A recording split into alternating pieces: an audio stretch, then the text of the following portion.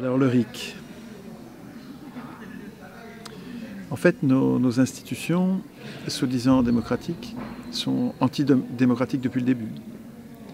Les penseurs politiques du gouvernement représentatif, c'est ça le nom officiel depuis le début, depuis 1789, du régime dans lequel on vit, c'est gouvernement représentatif. On n'est pas démocratie. Et quelqu'un comme CIS en France, mais Madison aux États-Unis, les plus grands penseurs du gouvernement représentatif savaient très bien ce que c'était que la démocratie, ils n'en voulaient pas. Et ils l'ont dit explicitement, il n'est pas question que la France soit une démocratie. Ils ont mis en place un système dans lequel, un régime dans lequel le peuple, nous, sommes méthodiquement et systématiquement tenus à l'écart de toute décision politique. Donc l'état dans lequel nous vivons est celui de l'impuissance politique qui a été programmée depuis le début. Ce sont nos représentants qui sont les souverains et pas nous. On nous dit que nous sommes les souverains pour nous calmer, pour que nous restions chez nous. Mais à l'évidence, quand on regarde la situation, on voit bien que le souverain, c'est celui qui décide. Et nous voyons bien que nous ne décidons de rien. Donc nous sommes dans un régime d'impuissance politique. Pourquoi? Parce que ce sont les représentants qui ont tous les pouvoirs et qui se sont mis progressivement hors contrôle. Complètement hors contrôle. Je ne remets pas forcément en cause l'existence de représentants. Nous avons probablement, vu notre nombre, nous avons probablement besoin de représentants. Mais notre problème, c'est que ce sont les représentants qui ont écrit eux-mêmes les règles de la représentation. Or, je prétends que seuls les représentés sont aptes, capables et légitimes à écrire les règles de la représentation. Notre problème, c'est que nous n'écrivons pas nous-mêmes les règles de la représentation. Si nous écrivions nous-mêmes les règles de la représentation, et je le vois dans les ateliers que je fais depuis 15 ans, tous les humains pensent au référendum d'initiative citoyenne, qui est la procédure reine, procédure type, la procédure emblématique, la procédure décisive de souveraineté populaire dans un contexte représentatif. Le RIC, ça n'est pas la démocratie directe. En démocratie directe, les citoyens voteraient eux-mêmes toutes leurs lois. Toutes les lois seraient votées par les citoyens. Ça, ce serait la démocratie directe. Le RIC, c'est pas ça. Le RIC, c'est dans un jeu d'institutions représentatives dans laquelle nous élisons, ou nous tirons au sort, ou nous désignons par concours, peu importe la procédure. Nous désignons des représentants parce que nous ne voulons pas faire de la politique tout le temps. Nous voulons être représentés.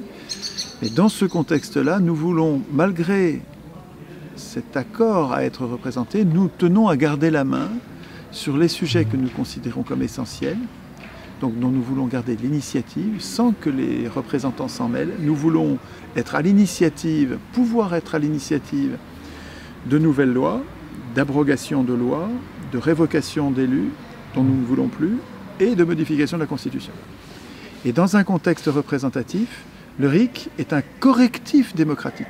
Ça n'est pas la démocratie directe, c'est une capsule de démocratie dans un régime représentatif. Et un vrai RIC, en fait, ne pourra être écrit que par les citoyens eux-mêmes, que par les représentés. À chaque fois que ce sont les représentants qui écrivent les règles du RIC, ça donne des fakes, des faux RIC, des RIC qui n'en sont pas. Les Gilets jaunes, dans le mouvement de 2018-2019, ont incroyablement aidé l'idée du RIC à progresser. C'est devenu, dans l'esprit des gens, beaucoup plus de gens, grâce à une médiatisation et à une focalisation remarquable. La population, en France en tout cas, s'est habituée à l'idée d'un RIC écrit par nous-mêmes, EPNM, écrit par nous-mêmes, ça c'est décisif. On n'aura jamais le RIC qu'on demandera aux élus, ça c'est pas la peine de rêver à ça.